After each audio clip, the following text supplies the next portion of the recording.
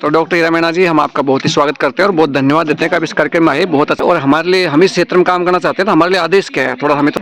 ये हमारी मैडम की फूफा जी, हमारी फूफा जी हैं। तो हाँ, इनकी शादी ऐसे हुई है, गए। हाँ, सेम ऐसे हमारी हुई है। कुछ आपने उठाया, कुछ हमने उठाया, तो समाज अपने आप आएगा। दौसा जिले के पापड़दा में रविवार को आर्यन बाग पैलेस बासना में जोहार जागृति मंच का प्रथम मिलन समारोह आयोजित हुआ। रामकेश रतनपुरा और रंगलाल नेवर ने बताया कि मंच द्वारा प्रथम मिलन समारोह एवं परिचर्चा अधिवेशन का आयोजन किया गया। समारोह में उपस्थित सदस्यों की आम सहमति से मंच का सामाजिक सुधारों के लिए मैनिफेस्टो जारी किया गया। इस मौके पर मुकेश पिपलिया ने संगठन के कार्यों के बारे में विस्तार से समझाया। समारोह में चर्चा के दौरान मृत्युभोज कुप्रथा पर राजस्थान मृत्युभोज निवारण अधिनियम 1960 नियमावली 1961 के प्रावधानों के अनुसार रोकने, दहेज कुप्रथा के उन्मूलन को लेकर दहेज निषेध अधिनियम 1961 के अनुसार प्रतिबंधित करने पर सहमति हुई। वहीं यदि कोई पिता अपने पुत्री को श्रृंगार स्वरूप कुछ आभूषण भेंट करता है तो उसे दहेज की श्रेणी में नहीं माना जाएगा। साथ ही लोगों ने विधवा विवाह पर बल दिया। इस दौरान पुरखों की धराड़ी विवाह पद्धति को पुनर्जीवित करते हुए उसे अपनाने पर सहमति जताई गई।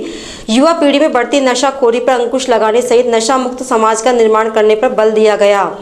समारोह में प्रोफेसर हीरा मीणा द्वारा रंगलाल नेवर की पुस्तक जोहार संहिता का विमोचन किया गया। इस पुस्तक का उद्देश्य समाज में व्याप्त फुहड़ गायन शैली में परिवर्तन करना है। वहीं यह पुस्तक पुरखों के योगदान के यशोगान के साथ ही गायन में निहित पाखंड अंधविश्वास को बाहर कर वैज्ञानिक दृष्टिकोण की तरफ उन्मुख करने में मील का पत्थर साबित होगी। मंच पर उपस्थित सभी सदस्यों ने सामाजिक दृष्टिकोण में अपने अपने विचार साझा कर इन पर काम करने का दृढ़ संकल्प लिया।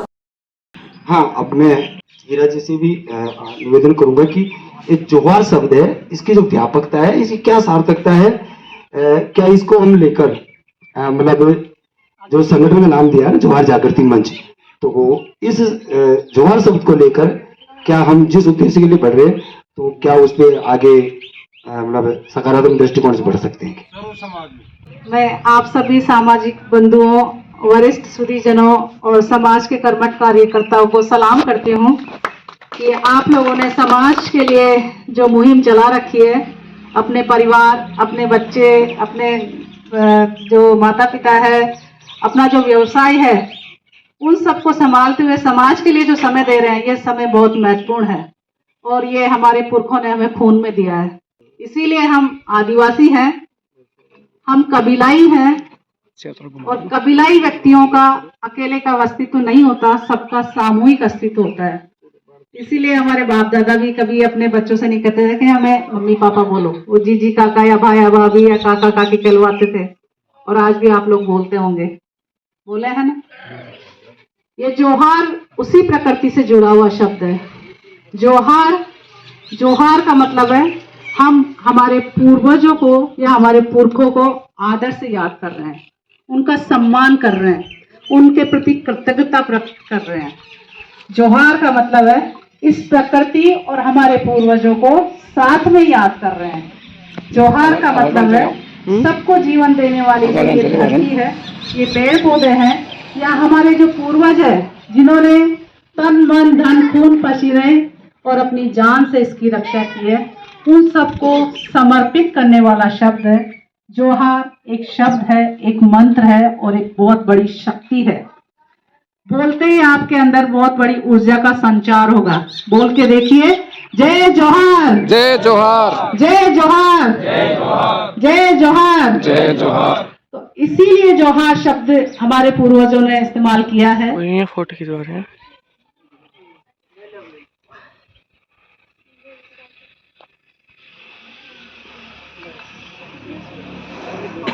तो डॉक्टर हीरा मीणा जी, हम आपका बहुत ही स्वागत करते हैं और बहुत धन्यवाद देते हैं कि आप इस कार्यक्रम में आए। बहुत अच्छा लगा भी कार्यक्रम जो समापन हुआ थोड़ी देर पहले।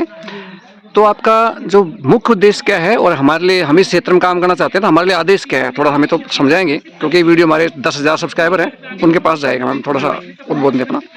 मैं पहले तो आप जोहार जागृति मंच के सभी कर्मठ योद्धाओं को, जाबाज लड़ाकाओं को सलाम करना चाहूँगी और जोहार करना चाहूँगी कि वो जोहार जागृति मंच के माध्यम से समाज के लिए बहुत महत्वपूर्ण कार्य कर रहे हैं। वो समाज की नींव को मजबूत कर रहे हैं। जहाँ जो कमजोरी है, उन कमजोरियों को दूर कर उसको दुरुस्त करने का प्रयास कर रहे हैं।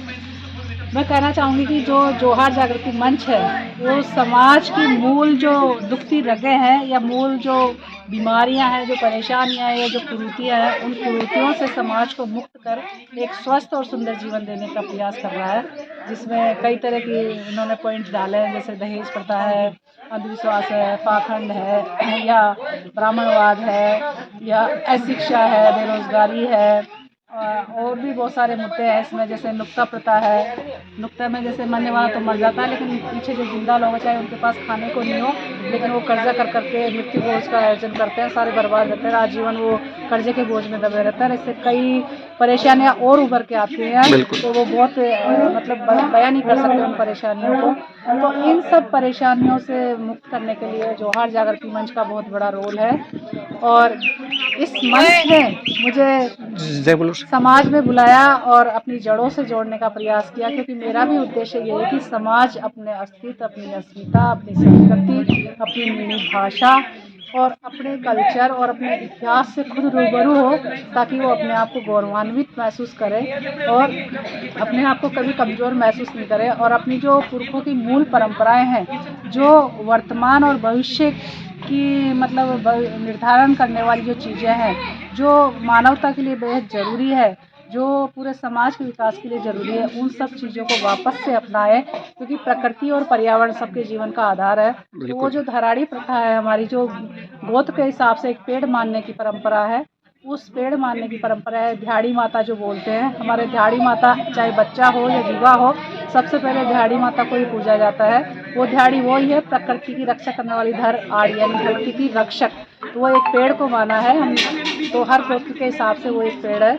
और आजकल मतलब क्या पूरे आदिवासी समाज, संसार भर के आदिवासी समाज में ये धराड़ी प्रथा या दिहाड़ी प्रथा बहुत महत्वपूर्ण है।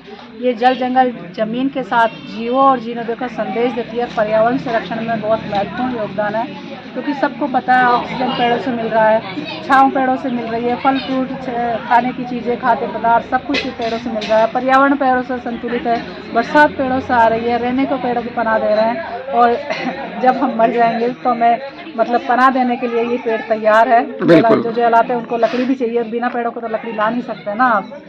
तो इन सब चीज़ों को सहेजते हुए और भी बहुत सारे मुद्दे हैं जिनको जोहार जागृति मंच ने अपनी जोहार संहिता स्मारिका के नाम से एक पुस्तक निकाली है। रंगलाल जी ने, जो पेशे से साहित्यकार भी है, कुशल अध्यापक है। अध्यापक का उद्देश्य यानी कि विद्यालय में पढ़ाए, अध्यापक का उद्देश्य है कि वो अपने परिवार और समाज को भी सीख दे और आगामी भविष्य की जो समस्या है उनका समाधान दे और जो कठिनाइयाँ आ रही है उसके प्रति सचेत करें। तो रंगलाल जी ने जो कार्य किया बहुत महत्वपूर्ण कार्य है। पूछना चाहूँगा, कई लोग आदिवासी शब्द को एक हीन भावना देते हैं, आदिवासी उठ के आगे आदिवासी, जबकि आदिवासी का जो शाब्दिक अर्थ है आदि प्लस वासी, आदि यानी शुरुआत के वासी। तो इसका थोड़ा आप क्या कहना चाहेंगे? तो हमारे कई भाई थोड़ा सा महसूस करते हैं, तो कितना गौरवान्वित शब्द है आदिवासी। मैं कह रही हूँ आदिवासी शब्द बहुत गौरवशाली, बहुत विराट और बहुत सशक्त शब्द है। जो लोग इसका विरोध कर रहे हैं वो या तो वो जानते नहीं है, मूर्ख है, नादान है, या फिर बहुत ज्यादा चालाक और धूर्त है। क्योंकि इससे उनकी अस्मिता सामने आती है कि वो घुसपैठी हैं, उन्होंने आके यहाँ शरण लिया उनके पूर्वजों ने।